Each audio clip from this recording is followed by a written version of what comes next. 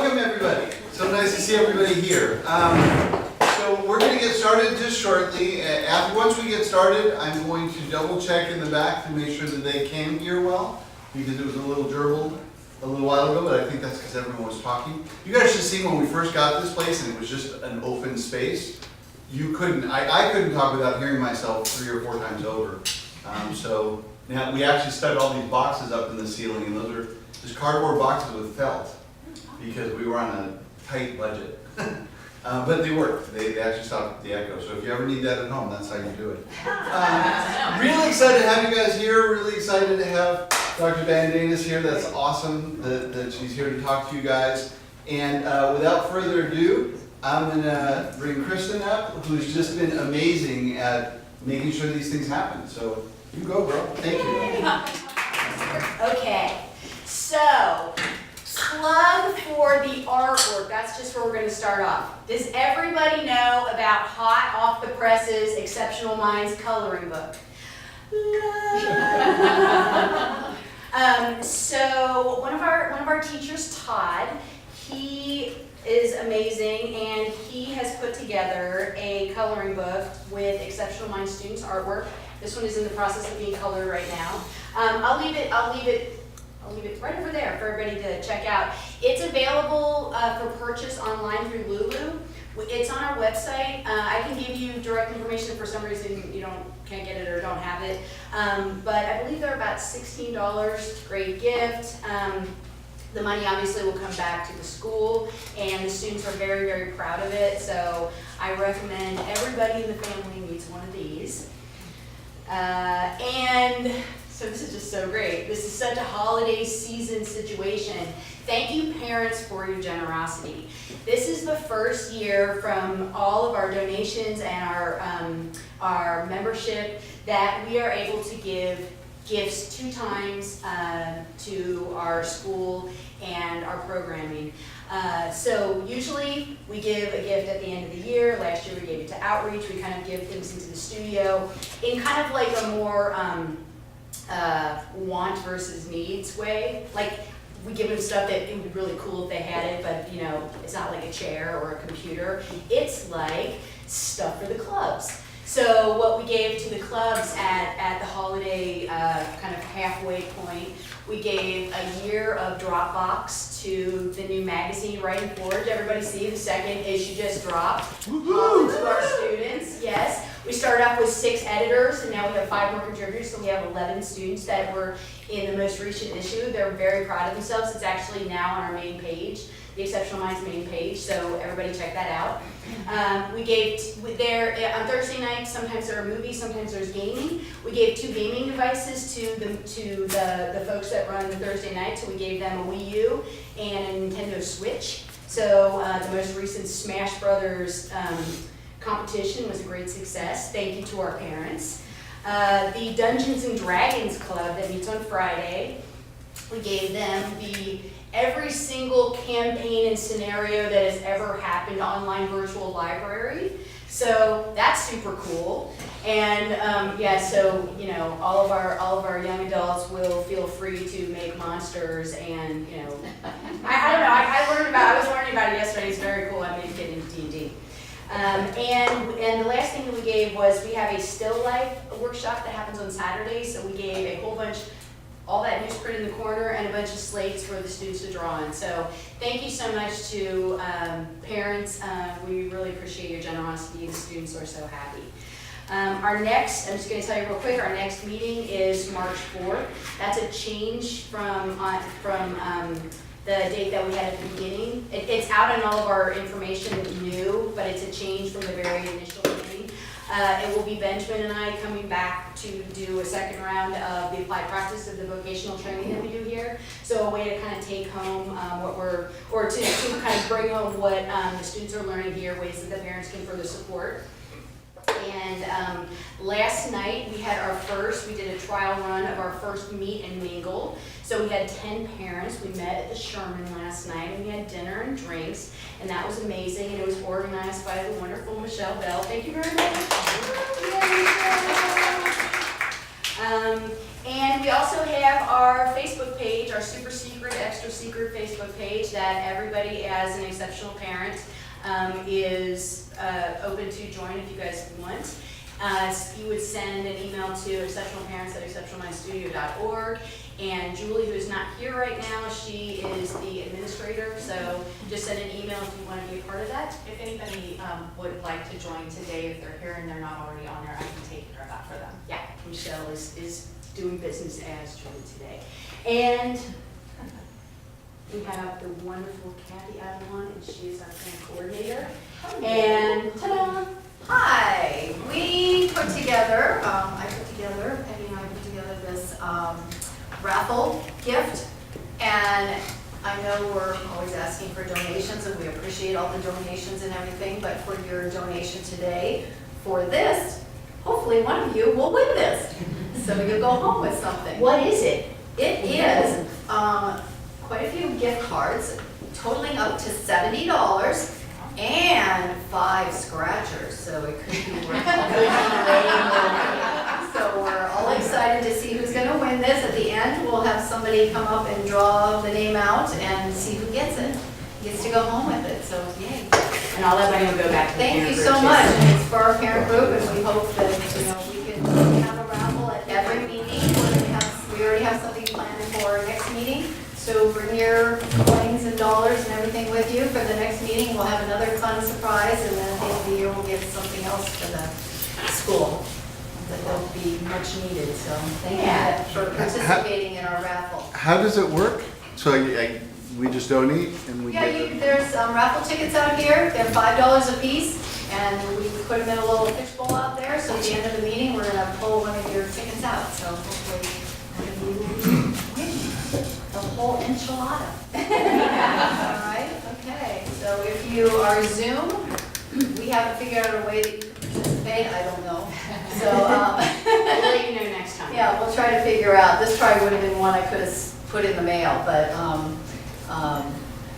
I didn't think about that. So sorry, Zoom people. So we'll figure something out for the next time. Okay? All right. Well, thank you. Have fun and enjoy the speaker. Right on.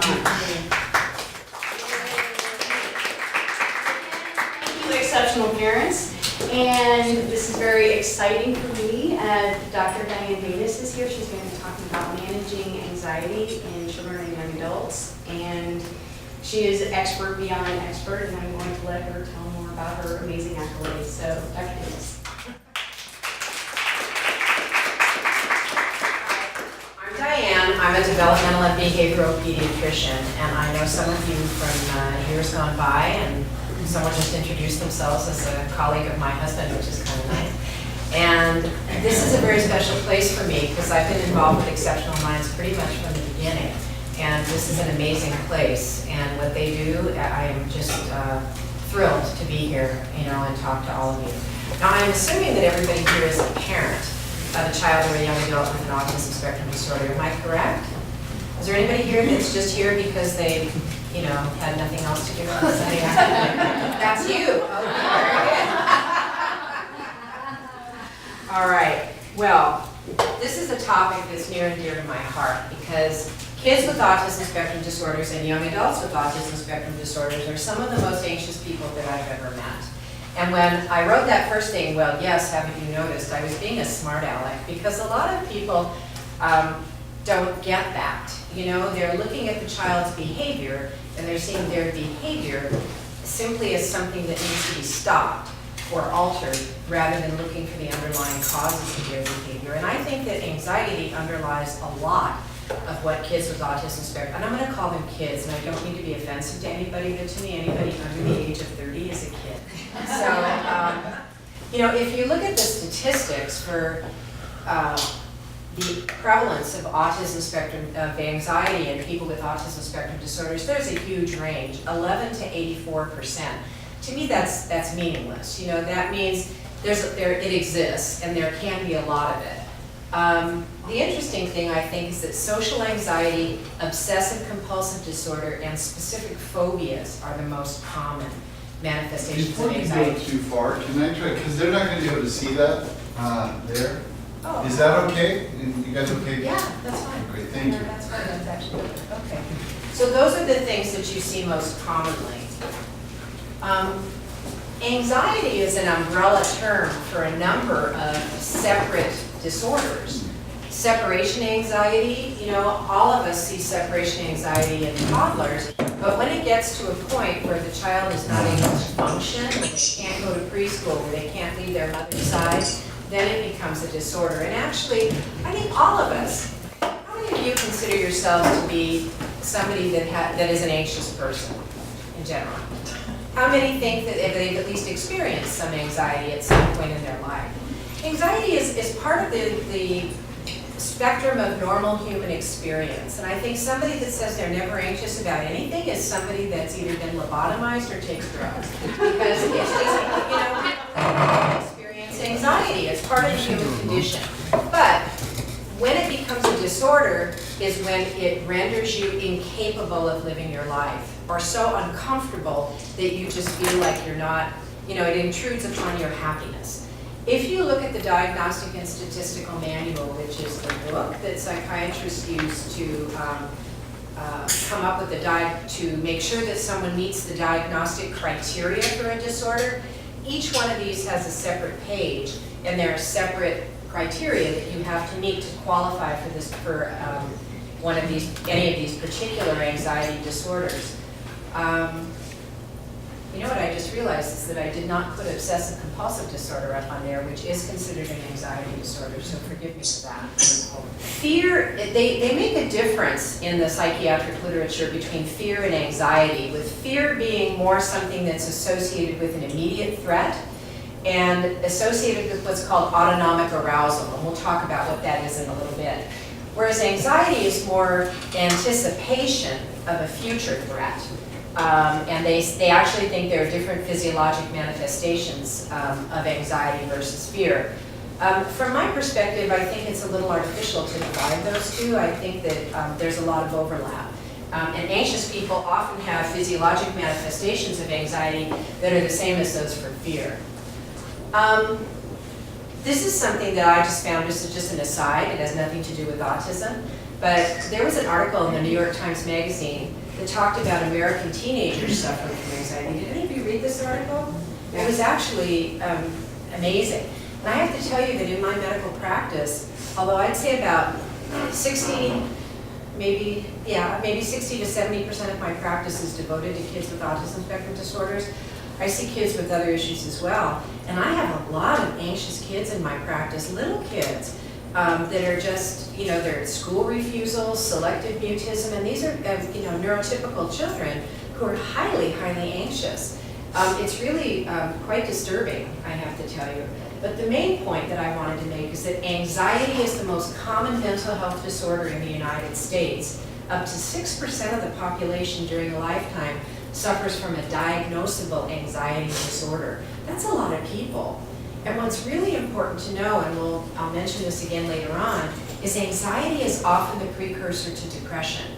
So this is a big deal, and something that I think we need to take very seriously, not just for kids on the spectrum. I was testing it. So this is what I wanted to bring up, and this is from the Dialogues in Clinical Neuroscience from a recent edition in 2017.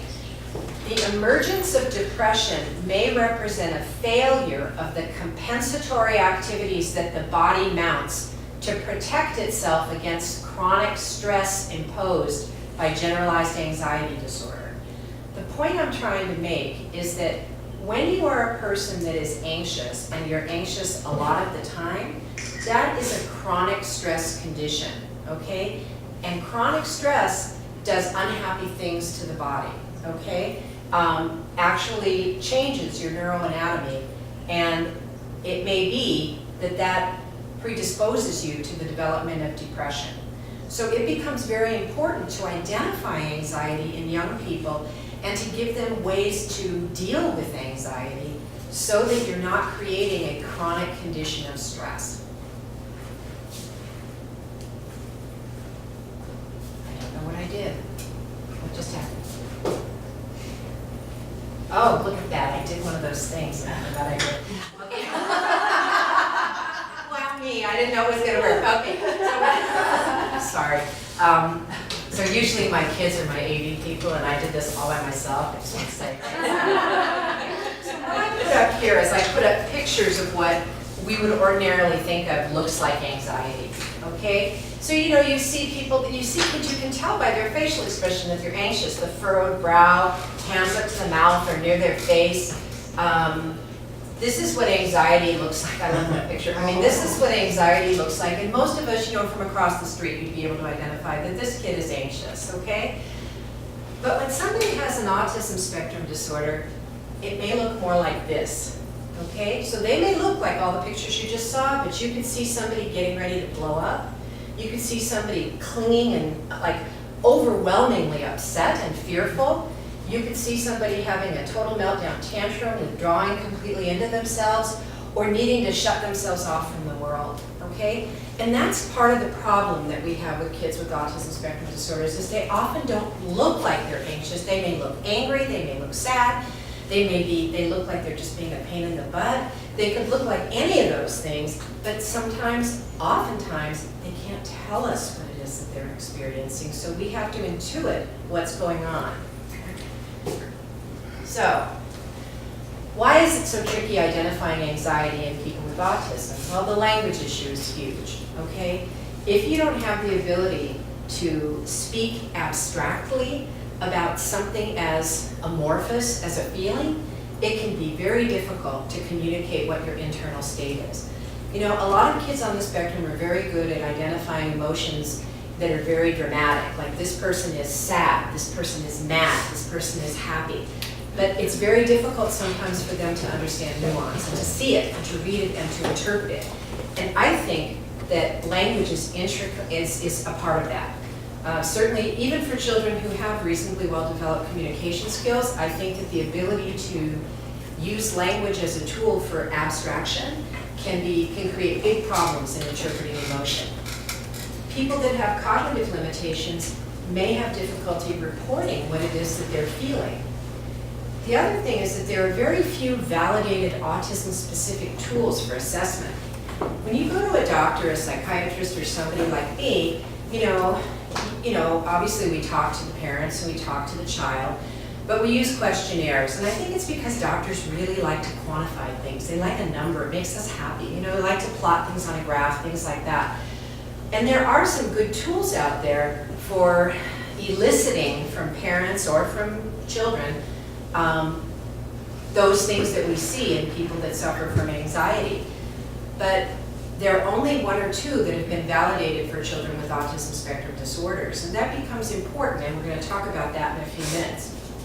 The other thing that I want to talk about is the issue of alexithymia. And I didn't know what the hell that was. I'm sorry, I didn't know what that was. Sorry, it's Sunday, I didn't know what that was until I was at actually a Foothill Autism Alliance meeting, and a mom who I'd known for many years came up to me and said, "What do you think about alexithymia?" And I went, well, if you'll tell me what it is, I can give you an opinion, And alexithymia is actually a psychiatric diagnosis. It's for people who are not able to identify their feelings. I didn't know there was a name for that.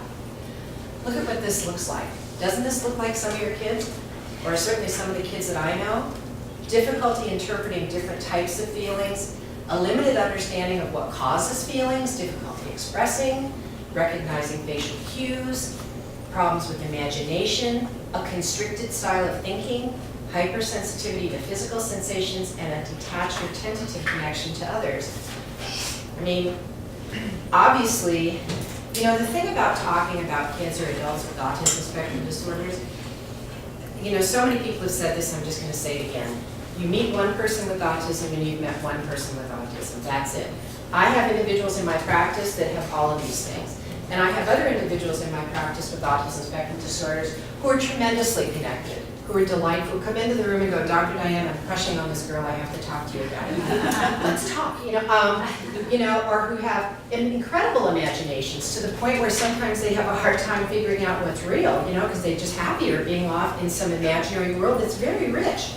So they're all different. So I don't want to make the statement that, yeah, I'm sorry, I don't want to put you off track. What is an example of rigid imagination? a rigid imagination is somebody that doesn't have much capacity to think beyond the here and now, somebody that's a very concrete thinker.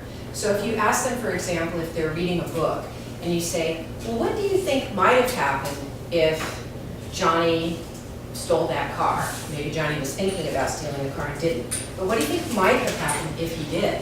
That may be very difficult for them. So it's So- related like the concrete thinking, the same thing? Yeah, I would say that. So difficulty kind of extrapolating a condition that's contrary to reality, okay? And again, it's not true for everybody. Every single person is different. But this idea of alexithymia is something that I think we need to think about, the whole issue of how hard is it for this individual to identify their internal state, their emotional state, and then express it to us. Not that they don't feel, I don't mean to make that statement at all. That's a completely different kettle of fish. Everybody feels, everybody has emotions. It's just sorting it out that can be a problem. Okay, so regardless of what it looks like, the physiology is similar. And this is the classic fight or flight, all right, response. And I put down here the diagnostic criteria for panic disorder because this describes a lot of the physiologic manifestations of anxiety. Palpitations, sweating or chills, trembling, shortness of breath or smothering sensation, choking sensation, chest pain, discomfort, nausea, dizziness, faintness, numbness or tingling sensations. There's reasons for all of this, and it's our physiology that makes us have these feelings. Okay? So this is what it looks like. The sympathetic nervous system is the part of the nervous system that's predominantly involved in that fight or flight response. Your pupils dilate, theoretically, so you can see the dinosaur that's running after you. Oh, of course, there were no dinosaurs. The saber-toothed tiger, sorry, I was incorrect, okay?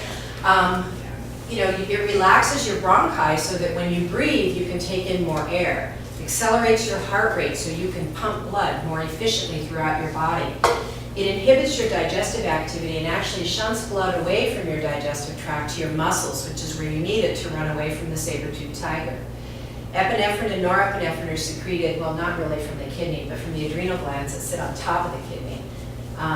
Relaxes your bladder because when your bladder contracts, that's when you go. And it contracts your rectum, I guess, because you don't want to be pooping while you're running away. I'm not sure why that is. The parasympathetic nervous system, in contrast, is what calms your body down, okay? So this is part of the physiology of anxiety. But unfortunately, it's not that simple. This is the sort of simple explanation that I got when I was doing my psychobiology undergraduate degree in 1970, so, a long time ago, all right? And it is so complicated now that it boggles the mind. It is not just a fight or flight response. So many other parts of the body are involved in how our body physiologically manifests anxiety. Insulin is involved. The glucocorticoids, so cortisol and is involved. Glutamate and GABA. There's an epigenetic component to it. So what that means is that you have genes, but the environment interplays with the genes to turn the genes off or on. And the immune system is involved. And I think well, at least my understanding is that when people are chronically stressed, it is not a simple or straightforward situation. And the reason why I'm putting this up there is I think it gives us a reason to there's an actual physiologic reason for why we need to take anxiety seriously in people with autism spectrum disorders, and everybody. Because it's not just about that they're uncomfortable and unhappy, which is supremely important in my universe, but it's also because there's badness going on in their body, that all of this anxiety is causing things to go on in their metabolism, in their body, that has potential long-term harmful effects. So it's important to deal with it. Yes? Does the insulin spike or drop? The insulin, I think it spikes, and then there's problems with insulin resistance, if I understand it correctly. I have to be honest with you, when I was doing my reading for this, just to kind of go back to some of the basic science, I looked at it and I thought, oh my God, I long for the day when it was just fight or flight, because this is really complicated, and all these systems are interacting with each other. When I was young. You know, the way we were taught in medical school was, you know, pretty much every organ system was taught in isolation. And there wasn't a lot of discussion about how things interface with each other. And now that is so outdated and so outmoded. I mean, now we know that every single body system is working together with each other, and trying to sort that all out and then, you know, parse it down to the component parts and then rebuild it into an integrated model is very difficult. At least it is for me. So I think I wanted to leave it at, there's a lot going on that has potential long-term harmful effects. One of the things that they talk about is they talk about metabolic hormones like insulin. And people always ask me when their kids start going through puberty, what about the effects of testosterone and estrogen on anxiety? And I haven't seen a lot of literature about this, but I can tell you from my clinical experience that it is an unpredictable scenario. You don't know what you're going to get. I've seen some highly anxious children that actually calm down when they go through puberty, and I've seen some that it becomes, you know, a whirlwind. And then things do tend to get better, especially for the boys when they get into their early 20s. So it's unpredictable. But I definitely think that hormones have an impact on anxiety.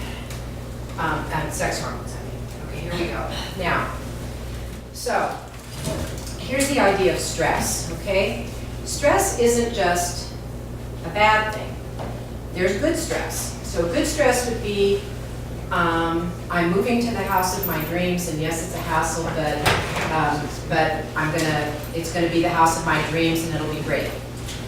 Tolerable stress is, I have to take a test, but I'm gonna work hard to prepare for it, and hopefully I'll do well. Toxic stress is, this is something that is life-altering. Something is happening to me that is completely intolerable. And the thing that is interesting is that the brain adapts both structurally and functionally to stress.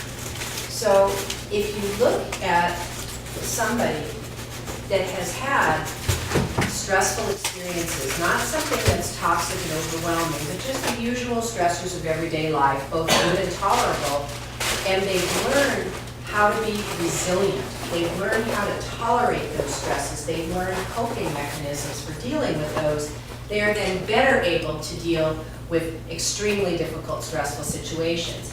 And it's not just that they've learned behavior, it's that the actual brain functioning has changed. Your neural anatomy is changing. Pathways are getting laid down to help with that adaptation. You know, I think the days are long gone when we think about feelings as something sort of amorphous. You know, in medicine, there was always this schism between people who dealt in mental health issues and people who dealt with physical health issues. And people who dealt with mental health were sort of not real doctors, right? Because there wasn't biology behind it. I think what's becoming abundantly clear is that for all kinds of mental health issues, anxiety and depression, there is a biological underpinning for it. And that there's an ongoing remodeling of the brain in response to having these ongoing conditions that is undeniable. So, but the point that I want to make is that the brain is remodeled by experience, and a healthy brain is resilient, okay?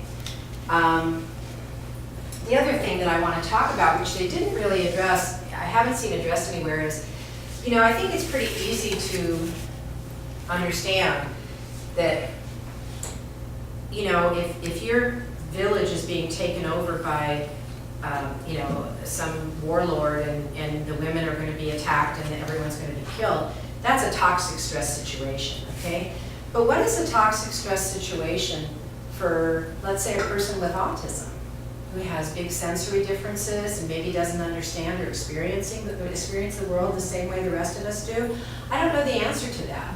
I mean, I know it's not, you know, they put foam in my no-foam latte. I get that. You know, that's not toxic stress. But what is it for somebody with autism? And I don't know the answer to that. I think it varies from individual to individual. Okay, so one of the things that can be tricky for research purposes is understanding the relationship between autism and anxiety. Some people think that anxiety may be an entirely separate condition from autism. And if that's the case, then the usual treatments for anxiety should work for somebody with an autism spectrum disorder if it's a separate condition. Or anxiety may be inextricably linked to the core features of ASD, or it could be separate but not an independent problem for kids with ASD. The presence of one amplifies the other. Nobody knows yet, but I think it's most likely to be this. So if you think about something like rigidity, okay? Let's say you have a need to go to school the exact same way every day. And if your mother deviates from that route, you are going to have a nervous breakdown. So you want sameness. And if you don't get sameness, it triggers anxiety for you. And so you respond by becoming even more rigid and more upset. Well, which came first? You know, is it the mental rigidity that made you anxious? Or are you just an anxious person and you're mentally rigid because that's what anxious people do? If you're anxious, you try to control your universe because you have the false belief that, first of all, that you can, and nobody can, but you think you can, and you think that if you could just control everything in your universe, then there would be no more threat, then you'd be fine. Does that make sense? So I think it's a chicken and egg kind of situation, and we don't know the answer to that yet. All right. So this is something that I think most of you probably already know, or I hope you know, and that is that anxiety either underlies or affects stereotyped and rigid behaviors, problems with social functioning, oppositional or aggressive behavior, and depressive symptoms in people with autism spectrum disorders. I think this is really important. I think that, as I mentioned previously, that a lot of the time we look at somebody's behavior and we think, we're going to extinguish that behavior. This behavior is non-functional, it's maladaptive, we're going to extinguish the behavior, without thinking about what function that behavior serves for that individual or why the individual might be having that behavior. That's not to say that every behavior in autism is driven by anxiety. Sometimes kids, all kids, want life to go their way. And if it doesn't, they get upset. I don't know that that's anxiety. I think that's egocentricity. And that's just part of being a kid, you know? So I think it can be difficult trying to figure out what do we attribute this behavior to, but the most important thing is you have to think about, could it be that this child is experiencing anxiety? And it has to be brought into the equation and not written off. I think it's critical to do that. So, intolerance of uncertainty. I think that this is the thing that really explains the relationship between repetitive and restricted type behaviors, and especially unusual reactions to sensory stimuli in children with autism spectrum disorders. I think when you experience the world differently, when incoming sensory input is interpreted in a different way from other people, I think it is anxiety provoking because you don't know what's going on. You don't experience the world in the same way.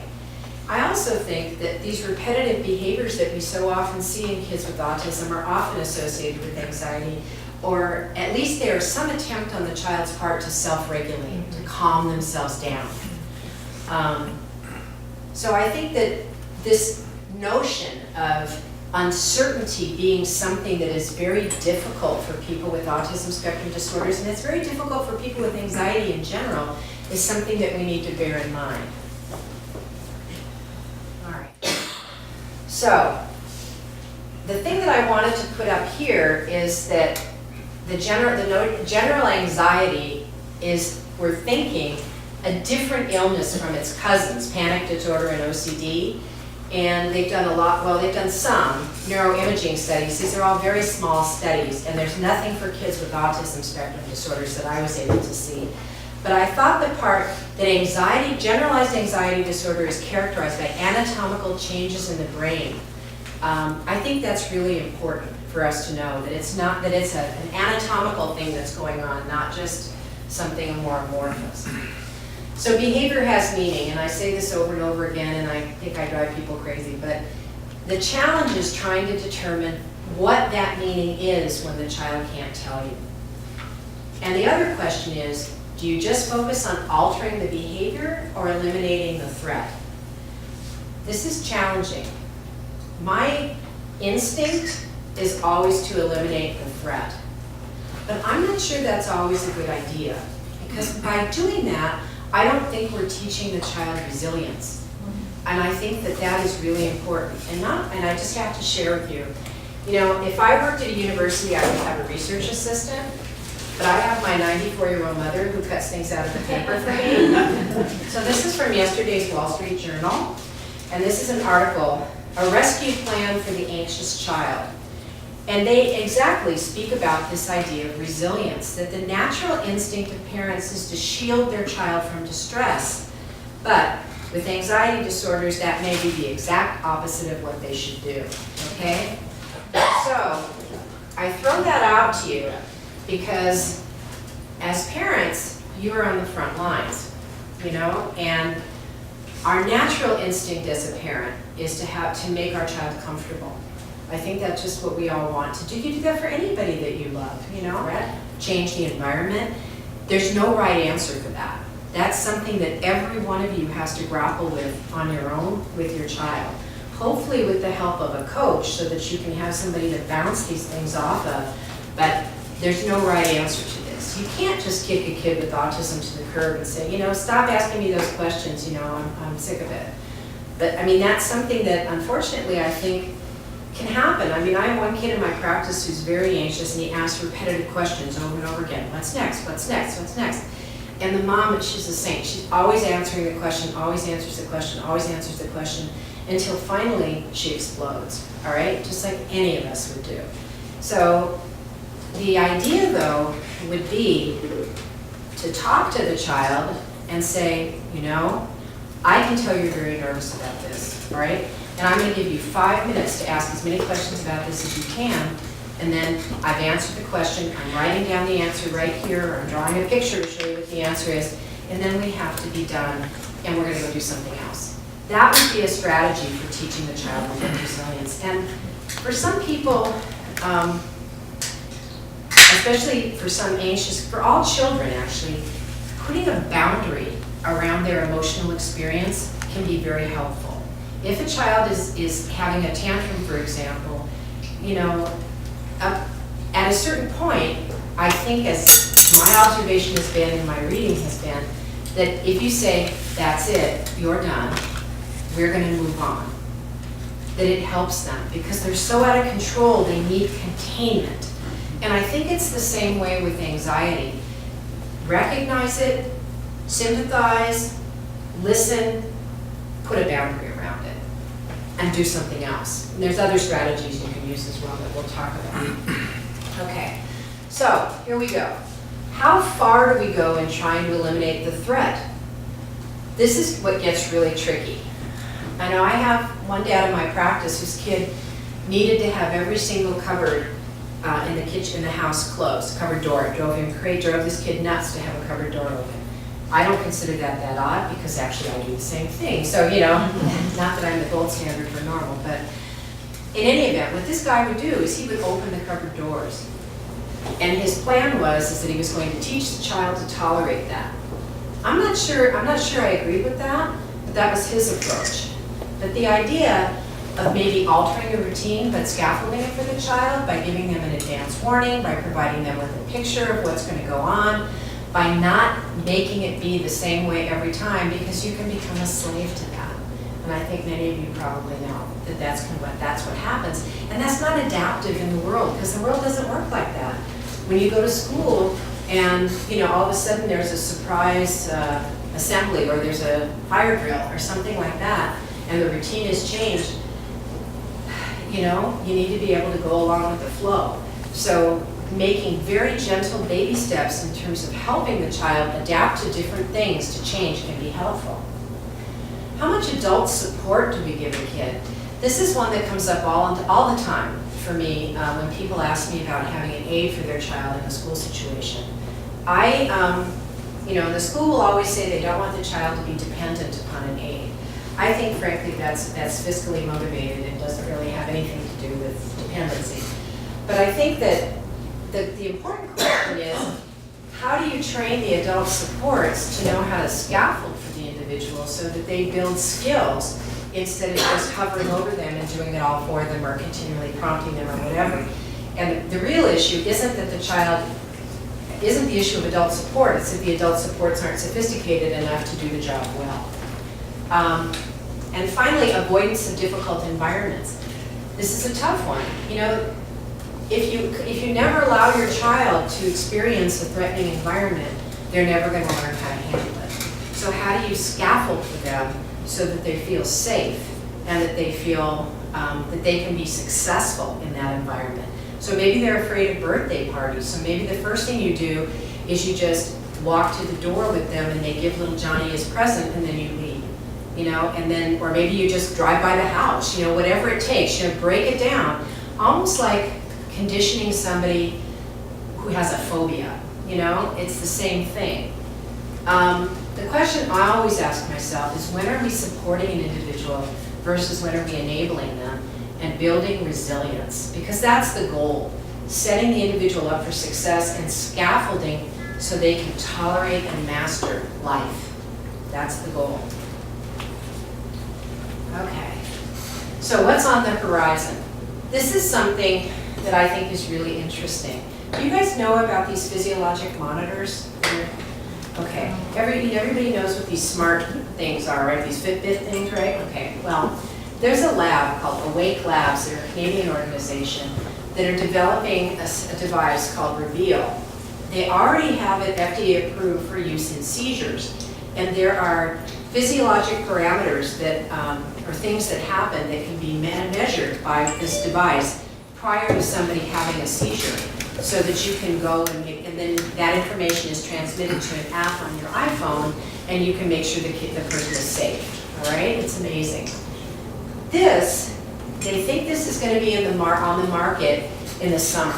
Okay, and what it does is it measures elevated heart rate variability, skin conductance, and all of those things are physiologic parameters that change in the presence of anxiety. So their idea is that they will monitor this for an individual and then send information to some, teacher, caregiver, parent phone so that they can see when the person is starting to escalate. So that the idea is that they can then move in and help the person before it happens, all right? Now, obviously you have to get baseline information because let's say little Johnny's wearing his device and he's running around the playground with his buddies. Okay, well his heart rate's gonna be up, his skin temperature's gonna be up. So you have to get baseline information that looks at behaviorally what's going on when this data gets put through. But I think it has real potential. It's kind of cool. I talked to the guy that's developing it, and he and one of his buddies, there were a couple of engineers, and they were in graduate school, and they had to come up with a project. So they kind of scouted around, and they said, we think we can do something for this population, and they designed this thing, and they're making a go of it. I think it's amazing. Then I talked to this gal, her name is Leah Stein, and I'm going to talk to you about her in a minute, and she's at USC in the Department of Occupational Therapy, who's done a lot of work with these physiologic parameters of anxiety. And her feeling is that the electrodermal activity that they're measuring, that the contacts, the skin contacts, that it may not be as smooth, that there are technical problems involved in this that may preclude it being as useful as the people that have manufactured it think that it will be. All I can say is I think that there is a strong possibility that something like this is coming up, and I think particularly for nonverbal individuals, this could be very, very helpful, okay? So that we'd have some clue of what their internal state was and could intervene, hopefully before things really go south.